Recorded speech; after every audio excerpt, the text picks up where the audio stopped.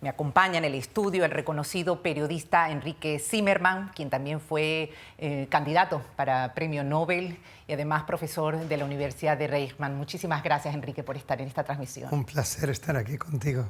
Muchísimas gracias. ¿Por qué no todo el mundo puede ver este video de 47 minutos? ¿Por qué no se ha proyectado, Enrique, al público en general? Yo creo, Nicole, que es el problema de los países democráticos, de los países en los que se toma en cuenta a los ciudadanos. Lo primero en las prioridades cuando ocurrió esta terrible tragedia sadista del 7 de octubre, yo creo que fue un shock nacional. Y en primer lugar, yo creo que la decisión fue respetar a las familias de las víctimas, no enseñarles en situaciones tan grotescas, terribles, sin precedentes en la historia de Israel, yo creo que en la historia del mundo libre en las últimas décadas. Entonces se prefirió no enseñar estas imágenes para respetar a las personas, pero entonces se dio una situación absurda desde el punto de vista mediático, y es que lo que aquí ocurrió el 7 de octubre, el 14 o el 15 o el 20 de octubre se olvidó en el mundo y se empezó a ver solamente las imágenes de la invasión israelí en Gaza y la tragedia palestina del otro lado.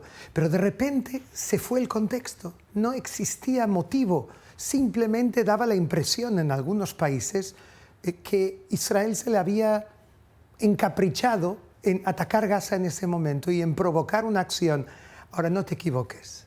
Sí. Lo que aquí pasó y lo que está pasando aún en Gaza es un escenario que fue planificado por el líder de Hamas, Yahya Sinwar, metro a metro. Su objetivo con lo que ocurrió el 7 de octubre era arrastrar a Israel hacia el pantano de Gaza para convertir a Gaza en una especie de Vietnam israelí en el que Israel se enterrase. Bueno, por eso me gustaría saber cómo el mundo de habla hispana mostró el 7 de octubre a través de los medios y las redes sociales. Tú, que eres un periodista que maneja 5 lenguas diferentes y hablas con diferentes medios de comunicación a nivel mundial, ¿cómo mostraron ellos ante el mundo algo tan atroz y difícil, muchas veces no tan solo de explicar, sino hasta de entender? Al principio, yo creo que también el mundo entró en shock, porque entendieron que realmente lo que ocurría era algo nunca visto. Pero la memoria es muy corta, y cuando empiezan a llegar otro tipo de imágenes en Gaza, y cuando se descubre que Hamas realmente utiliza a la población como escudo, y además utiliza a los rehenes, a los 250 rehenes llevados hacia Gaza como protector de los propios líderes de Hamas, en los túneles, en casas que están alrededor, debajo de colegios, debajo de hospitales, debajo hasta de la sede de los Boy Scouts, donde se encontraron misiles apuntados hacia Israel, y arriba había una actividad de niños que se reunían varias veces por semana para jugar. Enrique, en osos de peluche han escondido. Totalmente, pero bueno.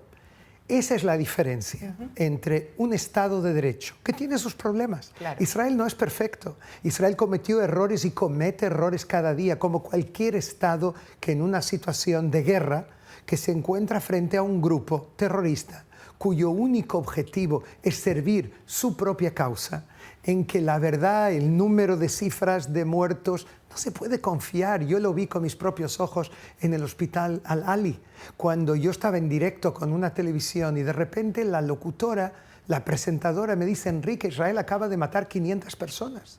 Y yo dije: ¿hace cuánto tiempo fue? 3 minutos, una explosión en Al-Ali. ¿Y ya hubo tiempo de contar 500 muertos? Hay aquí dos mundos de conceptos totalmente distintos. Hay un mundo que es el israelí, que intenta mantener lo más posible la versión verídica de lo que ocurre, porque si no pierde su credibilidad. Y una organización terrorista que utiliza los hechos que ocurren como medios para intentar hacer progresar su propia ideología. Bueno, Enrique, por eso justamente, ¿por qué crees todavía que hay numerosos medios de comunicación internacionales que continúan destacando solamente, únicamente, una perspectiva de este conflicto? En algunos lugares, por intereses, pero muchas veces por ignorancia y en otros casos por estereotipos.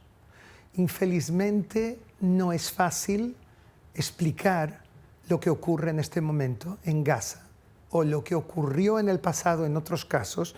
Yo creo que Israel nunca hizo un hincapié y un esfuerzo serio, ya no digo yo en hacer propaganda, que es lo que hace Hamás. Hamás, esa es su naturaleza, es una organización neofascista que tiene una ideología que pretende acabar con Israel, que dice claramente que los 7 de octubre se van a repetir en Gaza, en Cisjordania, en el Líbano y en otros lugares. Y por lo tanto yo lo único que puedo decir es que lo único que debería hacer Israel mejor es contar, es relatar lo que ocurre.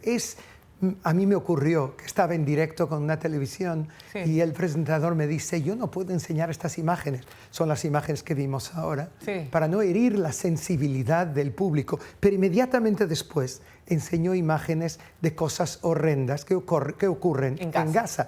Entonces hay aquí dos medidas, dos pesos, no hay un equilibrio. Es verdad. No tiene que haber un equilibrio, porque un Estado es la única democracia de esta región, repito, con todas sus debilidades, y el otro es una organización terrorista, pero si enseñas unas imágenes tienes que explicar el contexto. Ese es nuestro trabajo como periodistas. Te están viendo en este momento periodistas de todo el mundo hispano, y es importante darles este mensaje para saber cómo ves el día después de la guerra. Tú como periodista, ¿cuántos años tienes cubriendo todo lo que ha sido Medio Oriente, Enrique? Más de 2 décadas y media. Entonces, bajo toda esa experiencia, cubrí varias guerras, varias intifadas. ¿Cómo ves el día después entonces? Es la clave de todo. Yo creo que con el 7 de octubre, Hamás perdió su lugar en la historia. Hamás no puede estar alrededor de la mesa para dibujar lo que va a ocurrir a raíz de todo lo que está pasando ahora. Por otra parte, yo creo que hay que diferenciar, Israel debe seguir haciéndolo, entre Hamás y el resto del pueblo palestino. Claro. Es verdad que según las encuestas, un 80% de los palestinos apoyaron el 7 de octubre. Yo no me lo creo de verdad, porque las encuestas en una sociedad no democrática son problemáticas y sobre todo cuando tienes la amenaza de Hamás con una espada al cuello, que quien dice algo contra Hamás puede terminar sus días ahí mismo, en Gaza e incluso en algunos lugares de Cisjordania. Yo creo que lo que hay que hacer aquí en el día después es crear una coalición internacional que intente resolver el problema de la Franja de Gaza reconstruyéndola. Hace falta un plan Marshall como el que se hizo en Alemania después de la Segunda Guerra Mundial en Gaza. Y para ello, esta coalición internacional, que tiene que estar encabezada por Estados Unidos, yo veo una fuerza multinacional que incluye países árabes como Arabia Saudita, con todo su poder moral por Meca y Medina y con todo su poder económico, y a la vez Egipto con todo su poder político, 1/4 del mundo árabe es Egipto, 108 millones de personas, y a esto hay que añadir Emiratos, que es un país con gran visión de futuro, que está dispuesto a invertir. De hecho, son los que están ayudando más a los palestinos en Gaza, no a Hamás, sino a la población civil, creando hospitales, creando centros de desalinización de agua, creando infraestructuras. Hoy mismo, mientras hablamos, lo están haciendo. Y tienes buenos estrechos lazos tú con Arabia Saudita. Sí, he estado varias veces este año allí, he estado en años anteriores. Yo creo que Arabia Saudita ve en Israel un interlocutor de paz para el futuro, y creo que en esta nueva región que va a salir de toda esta tragedia horrenda